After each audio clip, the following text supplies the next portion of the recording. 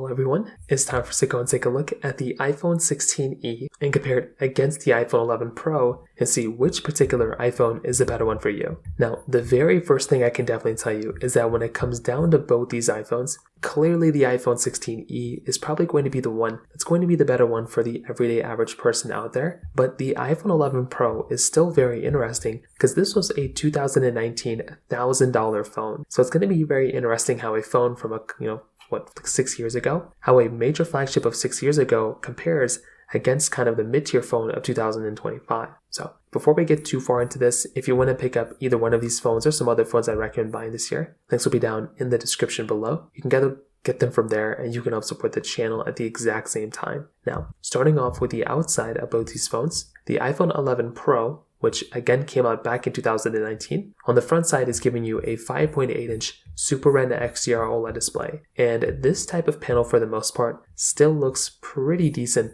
for the most part. It's a good looking display, it's a good looking panel, and there's some things that lack on side of this type of phone, but still I do like the way this type of phone feels and looks. The display itself is fairly good, it's a good sized display. It still is, giving you the notch up top, which can be kind of a disadvantage for some people. And on top of that, it's also giving you 60 Hz display. But this phone came out in 2019. For a 2019 device, I think that kind of makes sense, to be honest. So, take it as you will, but I think for a 2019 phone, it kind of makes sense. On the flip side, on the iPhone 16e, this is a phone that just came out. Like, this is a 2025 phone. So this phone is giving you a bigger sized 6.1-inch Super Retina XDR OLED display. So that right there is kind of a nice thing to have, like being able to go through and pick up one of these types of phones that's going to be giving you that type of capability. I think is actually pretty nice. It's a bigger sized display. It's still giving you the notch though. I think that's kind of a disadvantage here. If you're going to go through and pick up a phone, you might be better off buying a phone that's going to be giving you a little bit more capability when it comes down to its styling, especially for a modern phone.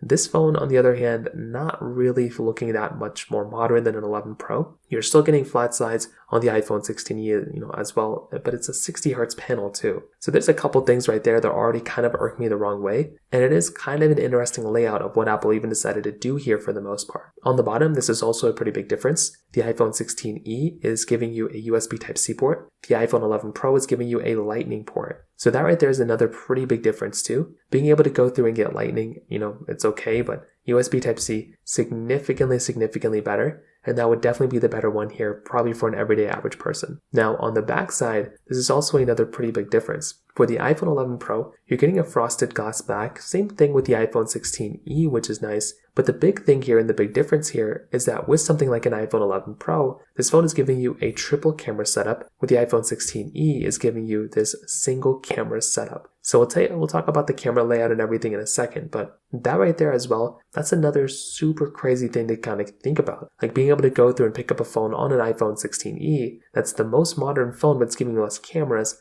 than an iPhone 11 Pro. That right there too is just another super crazy thing to kind of think about there too. So when it comes down to the outside, both these phones are fairly more similar than they're not, but it just so happens that a phone like the iPhone 16e is giving you a little bit better of a layout, in terms of them being more modern, but it's not really that far more modern than the iPhone 11 Pro. When it comes down to the price tag, the iPhone 16e costs about $600 brand new. The iPhone 11 Pro, on the other hand, is going to be costing you roughly, I would say, around $200 and something dollars. So I would say it's probably less than half the cost of a brand new iPhone 16e. So that right there is also another interesting thing, being able to go through and pick up one of those types of phones that's not really going to be costing you an insane amount, but it's also not going to be like the best device here either. If I'm being honest with you, the 16e is kind of the better one when it comes down to it. When it comes down to the cameras, this is also something that's interesting. They're both giving you camera systems. The iPhone 11 Pro is giving you a wide ultra-wide and telephoto lens. The 16e is giving you just a single wide-angle camera, but they claim it's like a 2-in-1 type of camera layout. The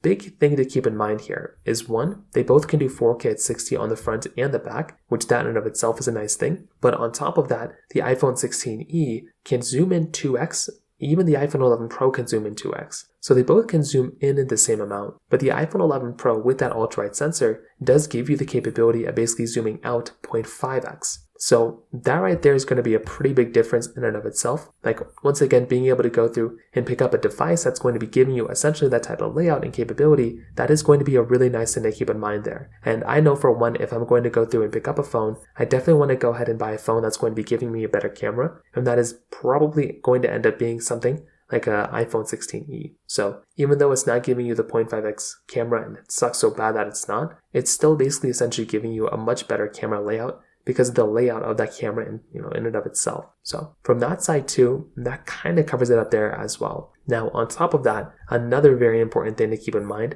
is software longevity, meaning how much longer are both these phones basically going to last. Now to start off with, I'm not really too sure how long the iPhone, either one of these phones could last, right? They all could be supported for much longer than I would estimate, but the iPhone 11 Pro, right, probably isn't going to be supported for like another 3 years. I'd probably say for like another 2 to 3 years, we're going to get the iPhone 11 Pro still supported, most probably 2 years. So the remainder of this year, maybe one more update after, I think that's probably it. Whereas on the iPhone 16e, as always, this phone is just getting started with software updates. Like, this thing just got software updates right now. So that is in and of itself just another massive thing to keep in mind there too. Like, if you're going to go through and pick up a phone, a phone like an iPhone 16e is just getting started with software updates. So you kind of have to think about that when you're going through and buying these types of phones. Even when it comes down to battery life, the iPhone 11 Pro is going to be giving you 18 hours of video playback. The iPhone 16e is going to be giving you 26 hours of video playback. So that right there in and of itself, again, is just another massive thing to keep in mind there too. Like, if you're going to go through and pick up these types of phones, it's super, super important to be able to go and buy these types of devices that are going to be giving you this type of layout. And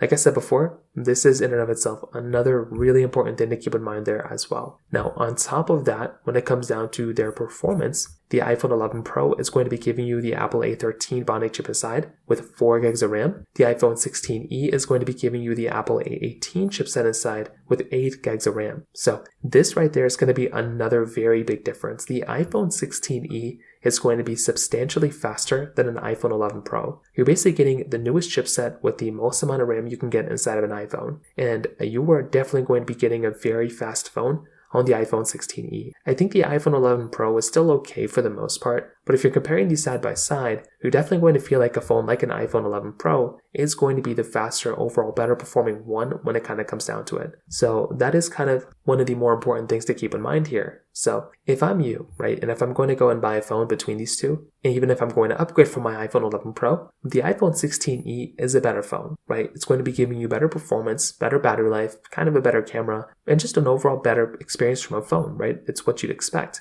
But I do think, as I mentioned before, there are better devices out there to buy rather than this one even, right? I think a phone like an iPhone 15 Pro, like I mentioned before, that one is a better device than this one. I think that's another very important thing to keep in mind. Even an iPhone 14 Pro could be better than an iPhone 16 in some ways. So keep it as you will, but like, if I'm going to upgrade, if you have the ability of buying a used or certified refurbished iPhone, I think an iPhone 15 Pro or iPhone 14 Pro, definitely 15 Pro, would be the one I would recommend without a doubt. So in terms of that kind of covers it up there. If you have any other thoughts or questions, please let me know in the comment section below. Hit the like button, that will mean so much, but definitely hit that subscribe button. More importantly than everything else, I love every single one of you guys. Hopefully I'll catch you guys in the next video. Peace out, till then.